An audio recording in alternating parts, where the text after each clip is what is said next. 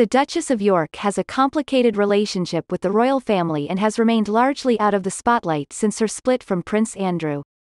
Sarah Ferguson has been unusually active on social media in recent days, posting candid photographs of her and Queen Elizabeth II's corgis, having been trusted to take care of them following the monarch's death.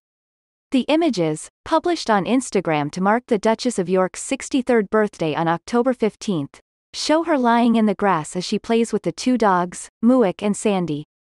Earlier this month, she said it was a big honor to have taken on the late Queen's beloved pets, describing them as national treasures, and revealing they had been taught well.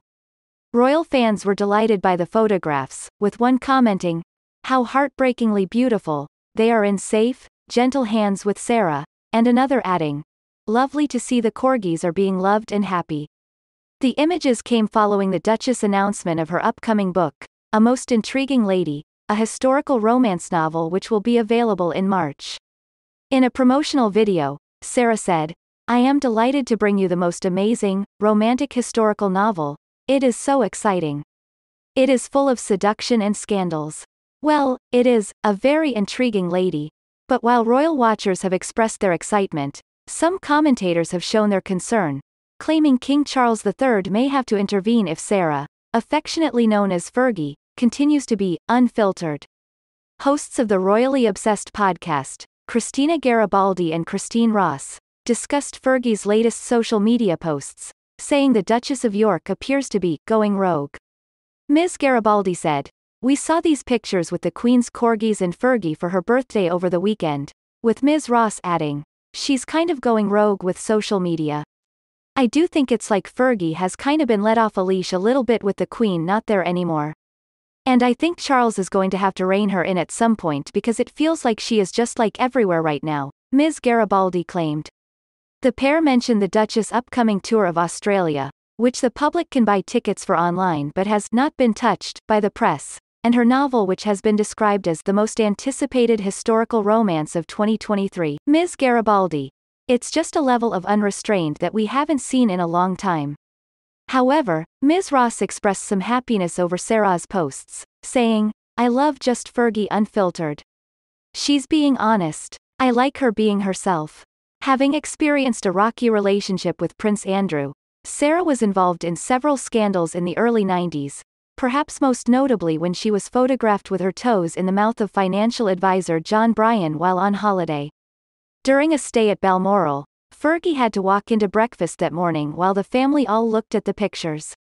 Speaking on Channel 5's documentary, Fergie vs. Diana, Royal Wives at War, royal expert Jenny Bond said, "There she was, with all the members of the royal family, who traditionally have all the papers laid out on the breakfast table. The scene when she went into the dining room was horrendous because there were her brothers-in-law turning over the pages and staring at the naked top half of her body. It was excruciatingly embarrassing and she went to the Queen, and the Queen was livid. She was absolutely furious with Sarah. However, it is understood that Sarah and the Queen shared a friendship years after the toe-sucking scandal, and, following Her Majesty's death, the Duchess paid tribute to the monarch on Instagram, writing, "I am heartbroken by the passing of Her Majesty the Queen. She leaves behind an extraordinary legacy, the most fantastic example of duty and service and steadfastness, and a constant steadying presence as our head of state for more than 70 years. To me, she was the most incredible mother-in-law and friend. I will always be grateful to her for the generosity she showed me in remaining close to me even after my divorce. I will miss her more than words can express." Less is known about Fergie's bond with the new monarch, with some reports suggesting the pair once had a friendship and others indicating that their relationship is complicated. In the years since Sarah and Andrew split, the former couple have remained close, but Charles's relationship with the Duchess definitely changed. It's been said that when Prince Harry and Meghan Markle got married in May 2018, Fergie, who was invited to the church ceremony, was not invited to the evening reception on the King's request. An insider told Mail Online at the time, "She is not a member of the royal family anymore and Prince Charles simply doesn't have time for her. He just can't see why she is still such a big part of his brother's life."